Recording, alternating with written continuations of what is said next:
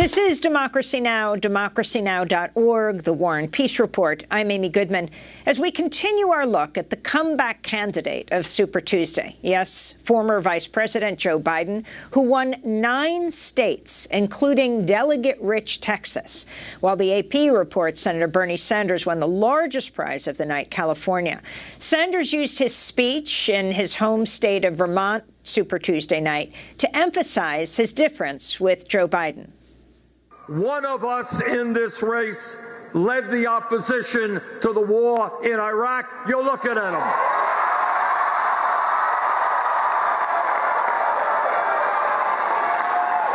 Another candidate voted for the war in Iraq. One of us has spent his entire life fighting against cuts in Social Security, wanting to expand Social Security.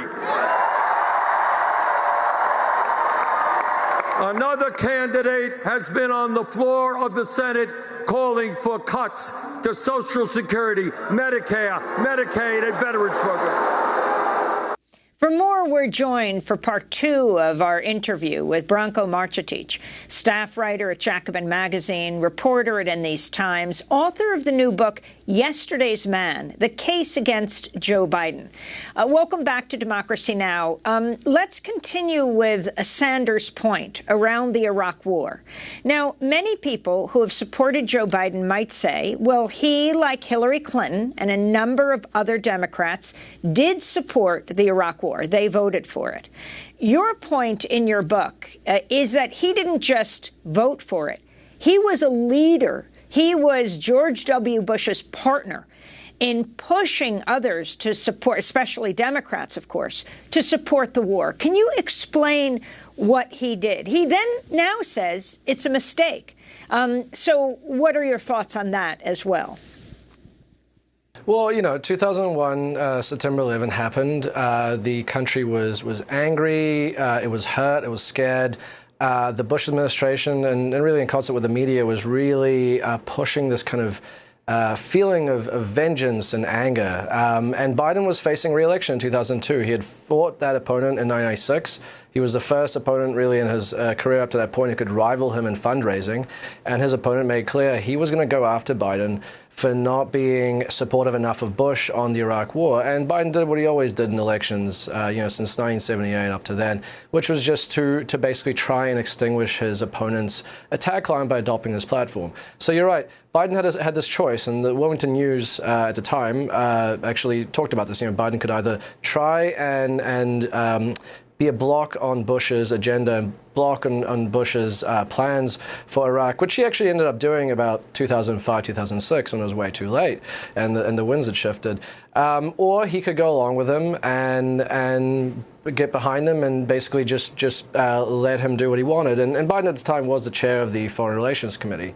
And Biden elected to do the latter. He said, the 9% of the country that was supporting Bush, that was his approval rating. It had gone skyrocketing upwards. He said, count me in the 9%. I'm fully behind him. Biden's aides told the press that he had privately told Bush that he was okay with the Iraq War as long as it met certain conditions. For the next many months, throughout 2002, Biden would go on the Sunday shows and on news stations, basically saying that Saddam was a danger. He had to be removed, whether it was now or later. That he had weapons of mass destruction. That he was maybe even in cahoots with terrorists. He praised a covert plan to get rid of Saddam, and he said, if this doesn't work, we're just going to have to go for an overt strategy.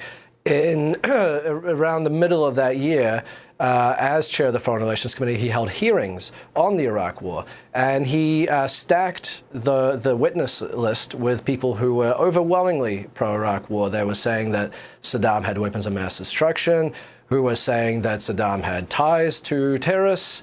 And actually, Biden even opened the hearings by saying we have to get rid of Saddam at some point. Saddam must be removed from power. He then, after arranging that testimony and leaving out critics like Scott Ritter, skeptics who were saying that Saddam probably did not have weapons of mass destruction. He then went on those same shows, on those Sunday shows, and he then used the testimony, the lopsided testimony that he had arranged, to then argue in favor. He was saying, well, look, the experts are saying that Saddam is a threat, so we have to do something about this.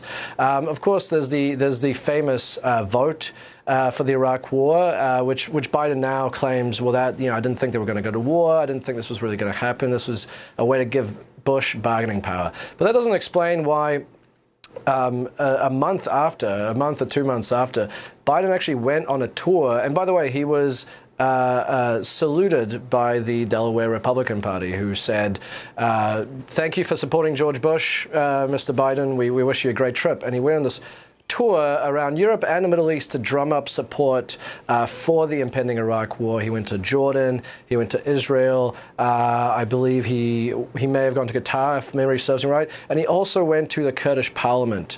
And he said, he did a speech to the Kurdish parliament basically saying that the United States will be with you, basically signaling that if the Kurds join them in the war against Saddam, the United States will back them. And then, contrary to his claims now, and I know there's a lot of debate about, is Biden lying? Is he legitimately confused about his own record? And I think with the Biden of 2020, it's fair to not know which one to say. But I think in this case, the record is clear enough. It's been fact-checked many times, and Biden keeps saying the same line. So I think he knows he's being dishonest. But Biden says that he opposed, the Iraq War immediately after it began. He knew it was a mistake. Completely untrue. Biden was probably one of the longest-running supporters of the Iraq War. Even as the Democratic Party and even the public began to sour on the war, Biden was all in favor of it. He went on Fox and he said that when asked if the position of the Democratic Party should be the position that was being advanced by Howard Dean, who was then sort of launching into his own sort of progressive insurgent run, and famously was very anti-war, Biden flatly said no. By August of 2003, he was calling for something like 40 to 60,000 more troops to be pumped into Iraq. His entire case wasn't that the Iraq War had been a mistake, but actually that Bush was a poor manager of the war. That he had managed a strategy badly. The cause was good, but it hadn't been done well. And in 2004, he decides not to run again. He sort of did this for a while, and he decides, no, I'm not going to run. But he backs John Kerry, who, of course, also voted for the Iraq War, and really, in many ways, is kind of a facsimile in 2004 for what might have happened if Biden had actually run. John Kerry, of course, famously flip-flopped on the war, same as Biden, who kind of went back and forth, wasn't sure what position to take. And Kerry, like so many centrist establishment choices that are kind of trying to just do a lighter version of what the Republicans do, loses terribly. And Biden says in the DNC speech they did for Kerry, he says basically, we're going to try and get international support, but don't get me wrong, Kerry will still take action and go to war if need be. And this sort of, the Iraq war scenario, the fact that he was such a crucial part of making that war happen, is really a pattern that you can see throughout Biden's career, not just in the Iraq war. I wanted to turn to Joe Biden's civil rights record. The former vice president is facing questions now over claims he took part in the civil rights movement as a student in the 1960s. This is an excerpt of a video prepared by The Intercept. When I marched in the civil rights movement, I did not march with a 12-point program. I marched with tens of thousands of others to change attitudes. And we changed attitudes. In 1987, Joe Biden claimed he marched in the civil rights movement. When I was 17 years old, like many of you, I participated in sit-ins to desegregate the restaurants and movie houses of Wilmington, Delaware. I came out of the civil rights movement. I was one of those guys that sat in and marched and all that stuff. A few months later, Biden disavowed the claim right before dropping out of the presidential race. During the 60s, I was, in fact, very concerned about the civil rights movement. I was not an activist. I worked at an all-black swimming pool in the east side of Wilmington, Delaware. I was involved. I was involved in what they were thinking, what they were feeling. I was involved, but I was not out marching. I was not down in Selma. I was not anywhere else. I was a suburbanite kid who got a dose of exposure to what was happening to black Americans when I'm in my own city. Decades later, during the Obama era, and more recently on the campaign trail, he started making the same claims again. You know, when I was a teenager in Delaware, for real, I got involved in the civil rights movement. We have the 8th largest black population in America. Most people don't know that. And I'd go to 8 o'clock Mass, then I'd go to Reverend Herring's church where we'd meet in order to organize and figure where we were going to go, whether we were going to desegregate the Rialto movie theater or what we were going to do. I got my education for real in the black church. And that's not hyperbole, it's a fact. But I got my education, Reverend Doc, in the black church, not a joke. Because when we used to get organized on Sundays to go out and desegregate movie theaters and things like that, we'd do it through the black church. I was no big shakes, Reverend, in the civil rights movement. I was just a kid. I got involved in desegregated movie theaters and helping, you may remember Reverend Moyer in Delaware and Herman Holloway organized voter registration drives, coming out of black churches on Sunday, figuring how we were going to move. In October, I was invited to the National Civil Rights Museum in Memphis to receive the Freedom Award, a thing when I sat in black churches on the east side of Wilmington getting ready to, and by the way, next to two Jewish rabbis, getting ready to go out and desegregate movie theaters in Delaware. I never, ever thought in my life I would be worthy of, and I'm still not sure I'm worthy of it. Excerpts of Joe Biden on his what was or wasn't his civil rights record. Branko Marcetic, if you can elaborate on what he has said and then taken back and then repeated. Yeah, I mean, I would agree with Biden that it is not a joke. The kind of piggybacking on the civil rights movement and claiming to be a part of it when you weren't is a really serious allegation. And it wasn't just before it wasn't just 1987. He was making this claim for years, especially during the day, his anti-busing days, when he sort of tried to triangulate and, oppose busing, but still have the support of the African-American community in Delaware. That claim that he was a civil rights activist, he made other claims. He claimed that in 1987, he and a group of students went to a restaurant, and when a black classmate was thrown out, they all left in solidarity. That year, the Philadelphia Inquirer tracked down their classmate, who was a doctor in Pennsylvania, and he said, well, Biden was a good guy, but no, they had no idea I was even thrown out. They stayed and finished their meals, and only when they left did they recognize it. The other thing is, it is one of the paradoxes of Biden's career that he does have such a strong African-American support, and he's had it really from the beginning, when he won the Senate seat. Yet he's often strategically on key issues really gone right and gone against African-American interests. And even some of his language, Biden, I think one of the formative things about Biden's views, I guess, of politics and of human nature is it has roots in this idea, he has English and Irish heritage. And he heard stories growing up that the English and the Irish were completely different people. They couldn't live together. These people were just sort of destined to feud and bicker for forever.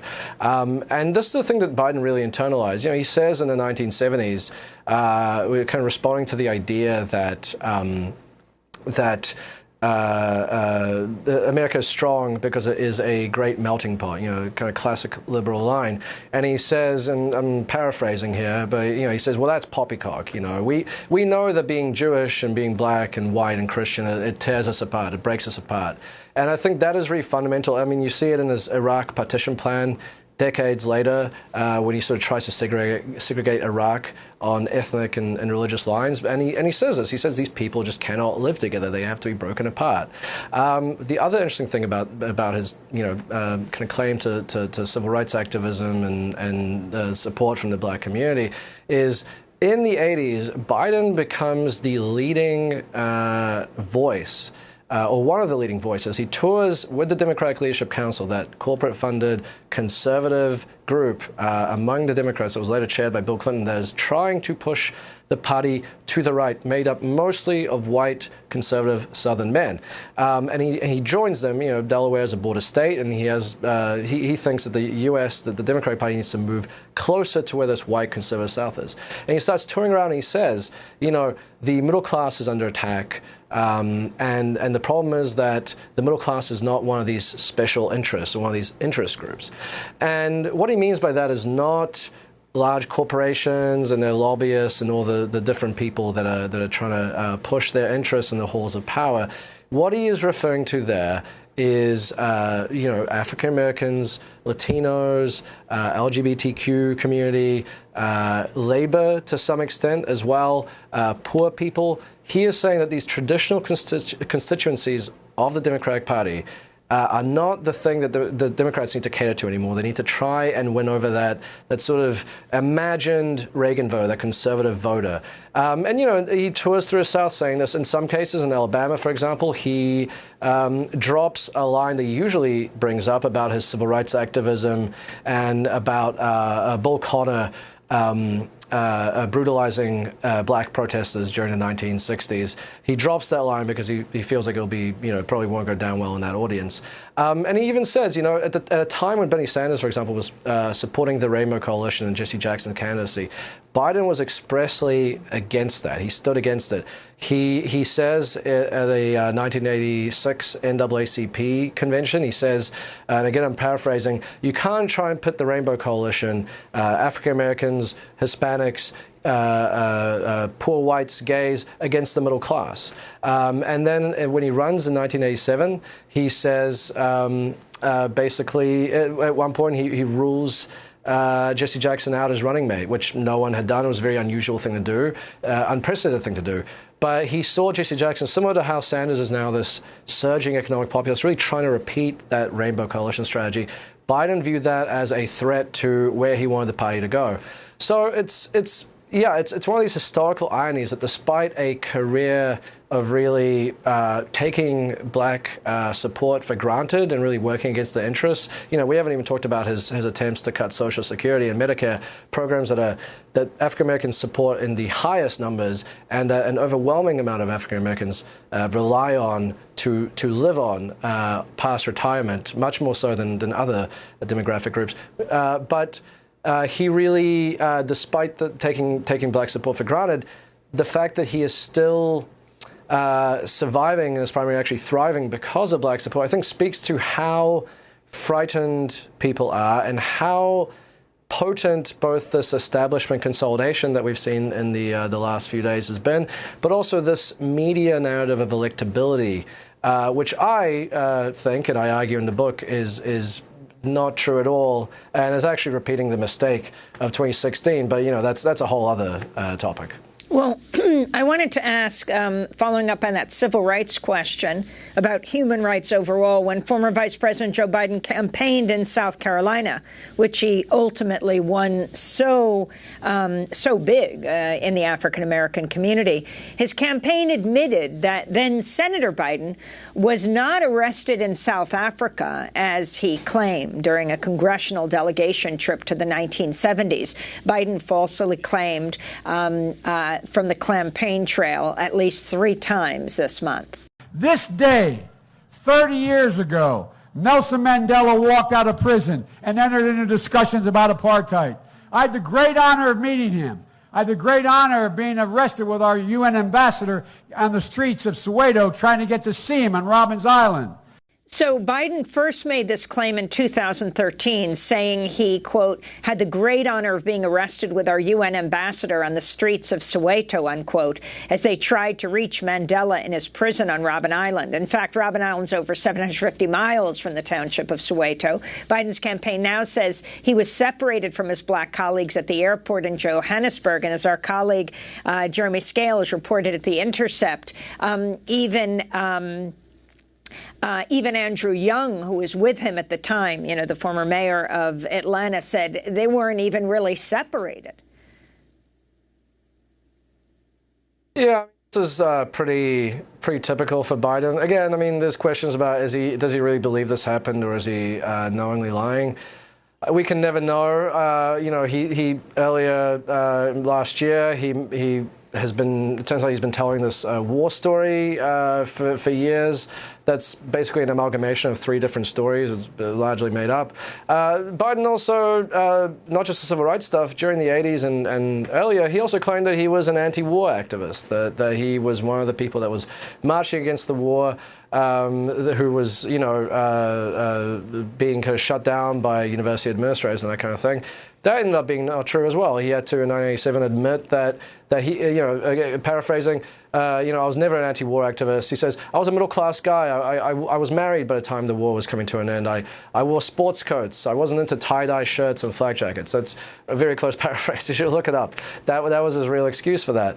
And this is, I think, a pattern throughout Biden's career that he will say whatever he has to say, and often just kind of inflate his own accomplishments to make himself appeal to certain demographics. And he'll kind of change what he's saying depending on what the audience is in front of him. In one case, or just simply not tell the truth. And for people who are deeply concerned, who want to defeat Trump, but are also concerned about Trump hurling, you know, phrases like fake news at Biden, you can go back to, and this example has been talked about a number of times, in a 1988 speech, Biden referred to, quote, my ancestors who worked in the coal mines of Northeast Pennsylvania and would come up after 12 hours and play football for 4 hours. That line plagiarized from a speech by Neil Kinnock, the British politician whose family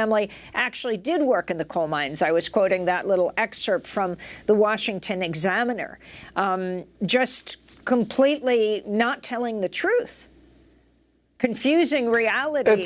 I mean, it's something we also understand from the president in the White House right now. It's a bizarre thing to plagiarize your own family history. And that wasn't really even the extent of it. We talked about the civil rights and anti-war activism examples. But also, the thing that really sunk Biden's campaign, it really put the final nail in the coffin that year, was when someone found this clip of him, I believe it was in April 1987, talking to a voter, similar to how we're seeing Biden kind of lashing out at voters who don't support him now, telling them to go vote for Trump or another candidate, which is going to be a great strategy going into 2020, the general election. A voter asked him a very innocuous question, just asked him, where'd you come? Where did you go in your class in law school? Where'd you rank? And Biden took this as a slight, which is another pattern in his career. I think Biden is very eager for people to see him as intelligent and intellectual. And he says to this guy, you know, well, I'm sure I'm smarter than you if you want to do an IQ test. You know, I came top of my class. I won an award. I got a scholarship. And this clip resurfaces late in that year, and there's a big brouhaha over it. Of course, reporters now go to fact-check his claims that he was telling this voter, and it turns out that he didn't come top of his class. He was actually near the bottom. He did not win an award. He was nominated for an award, and he had gotten a scholarship, but it wasn't a merit-based scholarship that he had claimed to that voter. It was a sort of means-based scholarship. Which, of course, there's nothing wrong with that, but very different to the kind of impression that he gave to people. And, you know, there's an episode I want to mention as well, just gives you another kind of picture of the way that Biden will just say whatever he has to say at any given moment. In 1978, when you have this taxpayers' revolt, this right-wing revolt against taxes, Proposition 13 passes in California, which people are trying to roll back in California now, basically making it a lot harder to raise taxes in the state. It sets off a flurry of similar anti-tax measures across the United States. The businessman who was probably most associated with that measure, who really backed it, Howard Jarvis, he actually endorses Biden along with a few hundred other candidates. Biden's office releases a statement saying they're delighted to hear that he's been endorsed. He's delighted to have been recognized for his fiscal conservatism and keeping spending and taxes low.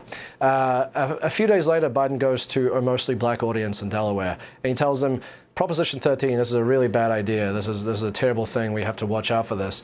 Someone obviously brings up the fact that he was endorsed by Howard Jarvis, and he says, well, you know, I can't help who endorses me, and I have no feelings either way, you know, about his endorsement. So, you know, again, very duplicitous. I think it's also important to note that when he pushed these tough on crime measures, that it was a cynical vote-gathering move. He knew that this was not the right thing to do. Biden had criticized Nixon for imperiling civil liberties, for seeking greater wiretap powers against organized crime. He had criticized Reagan for his tough on crime policy, saying, well, you know, it costs a lot more to send your kid to Yale or Harvard than it does to keep one person in jail for a year. So he was well aware that this narrative, the tough on crime measures were the best thing.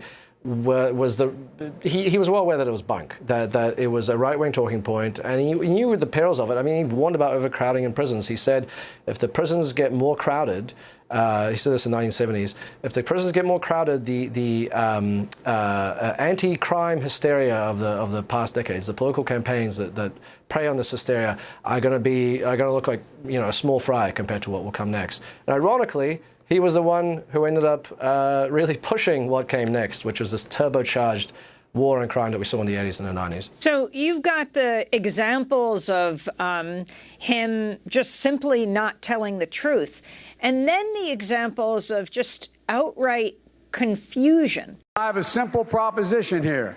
I'm here to ask you for your help. Where I come from, you don't get far unless you ask. My name's Joe Biden. I'm a Democratic candidate for the United States Senate. Look me over. If you like what you see, help out. If not, vote for the other guy. Give me a look, though, okay? I am Joe Biden, and I'm running for the U.S. Senate. I mean, obviously, he's running to be president of the United States. And for people who are deeply concerned about President Trump, who want to simply choose the winningest candidate who could take Trump down, what about people's concern over Joe Biden's confusion and mental acuity? You can make a long-running list of these incidents that have happened over 2019 and 2020. You know, there's already supercuts of it on YouTube. You know, there was an incident just a few days ago, I think, after the South Carolina win, where he said that we hold these truths to be self-evident. Men and women are created. Well, you know the thing. He couldn't remember the beginning of the Declaration of Independence. He's forgotten Obama's name on the trail. He's called Theresa May Margaret Thatcher. You know, there was this infamous answer at one of the Democratic debates where, when asked about the legacies of slavery, he started going on about how you need to put social workers in black households and get them to play the record player while the kids are asleep, before pivoting to an answer about Venezuela for no reason. I mean, I think this will be one of the interesting things, actually, about as this consolidates into a two-way race, and we'll see if Elizabeth Warren decides to keep going, or if she'll actually drop out and back Sanders, maybe give him a bit of a boost in the coming week. But if it is a two-way race, Biden has been coasting until now on minimal public appearances, or at least unscripted public appearances, minimal face-to-face interviews. In the debates, because they've been so packed with candidates, he's usually only spoken for about 10 minutes, and even that has been in these kind of 1 minute to 30-second sound bites, like all the other candidates. When the debate becomes a one-on-one thing, when it's just two people on stage, Biden is going to have to talk for maybe anywhere between 40 and 60 minutes per debate. He's not just going to be able to put out sound bites. He's going to have to respond to things Sanders is saying. He's going to have to respond and build on points that he's made. You know, this is one of these things that you, for some reason in the media, you are not allowed to say. But it is painfully clear that this is not the Joe Biden of 2012. If you watch his debate with Paul Ryan, it's not even the Joe Biden of 2015 or 2016. He has lost a step. There's something going on, and he has benefited from a lot of friendly media. He's benefited from being able to disguise these difficulties he's having. And, you know, I mean, he didn't even campaign in a lot of these states that he won. He didn't even have offices there. But there's a real question of, is Biden going to be able to match Trump if he becomes the nominee? Trump is also incoherent, and a lot of times the things he says doesn't make sense. But he's not stumbling over his words. He's not forgetting what he's talking about. He's not forgetting names. He's very confident. And Trump is a very energetic campaigner. You're seeing him, you know, even during his presidency. One of the complaints that a lot of people in the establishment have is that Trump is always doing rallies. I mean, Biden is campaigning, and he can barely muster, he can barely bother to campaign in all these states and do rallies. And that's a really big question. I mean, I can already see Trump on the debate stage making fun of Biden as he forgets one name or another, the same way they did to the Republican candidates in 2016. It's not a nice thing to think about. For a while, it was uncomfortable to watch. Now it's honestly quite scary. As we wrap up, you have argued you think that Trump could run to Biden's left. Explain what you mean. Okay, let's look at why Hillary Clinton lost. On the one hand, Democratic turnout and overall voter turnout fell to the lowest in 20 years, because I think people were not excited about either of these candidates once they learned about Hillary Clinton's record. The other thing was that Trump did manage to poach some voters that could have gone to Hillary Clinton. One of these things was on war. Of course, we know Trump is a hawk who has expanded the U.S. military presence and involvement across North Africa and the Middle East. But he also sort of presented himself as a less hawkish alternative to Clinton. He didn't want to advance things in Syria, advance U.S. involvement there. He didn't want to get more involved in the Ukraine war. Clinton did. Interestingly, now Trump, and this is a really, really remarkable and possibly terrifying thing, Trump is the first president since Jimmy Carter not to lead the United States into a new war. Not only that, but he may well be going into 2020 as the man who finally ended the 2-decade-long Afghanistan war that Obama campaigned on doing and he didn't do, that we know has been a sham this entire time. Biden, with his support for Afghanistan, with his support for Iraq, with his support for a whole bunch of military interventions over the years, is really weak to Trump on that. On trade, Biden, just like Clinton, pushed TPP, he pushed NAFTA. Those things are going to hurt Biden in the Midwest against Trump, who, again, whether disingenuously or not, that was a case he made, and he's going to make the case again to those Midwestern states, to states like Wisconsin, Michigan, Pennsylvania, and so on. Another thing is Social Security and Medicare. Biden has a long history, a long, well-documented history, though his campaign may deny it, of trying to cut these programs that a lot of it that are incredibly popular among both parties, among broad swaths of people. He has tried to cut them. Trump ran in 2016 on protecting these things. That was a very different Republican move. Of course, again, disingenuous. But I think he will make mincemeat of Biden for his record on this. I mean, Trump, not for lack of trying, has failed to cut these programs so far. But he succeeded in not doing so, and that puts him in a pretty good position. And I want to also mention that even if Biden is able to win against Trump, we have to think about what happens after that. Because Biden goes into the presidency, he will have to work with Republicans. He's said many times he's going to work with Republicans. He's open to working with them. One of the things that the Republicans want to do, one of the things that Mitch McConnell keeps saying that he wants to do with the next Democratic president, is to finally take aim and cut those major entitlements, Medicare and Social Security, the things that Biden has been saying for decades and trying for decades to want to do. It is very, very likely that President Biden would work with the GOP to cut this. And if that happens, that leaves a lane open for the next far-right candidate who may well be a lot more competent and better than Trump, who will look at this and go, well, you know what, I'm going to run on extreme sort of racist policies, the kind of stuff that Trump has been running on, but I'm going to combine it with expansion, with reversing these cuts to Medicare and Social Security. That would be the smart thing to do for the GOP, which has this increasing economically populist direction that it's taking. And if that happens, that is a really terrifying thing. Branko Marcetic, I want to thank you very much for being with us. Staff writer at Jacobin Magazine, fellow at In These Times, author of the new book, Yesterday's Man, The Case Against Joe Biden. To see part 1 of our discussion, go to democracynow.org. I'm Amy Goodman. Thanks so much for joining us.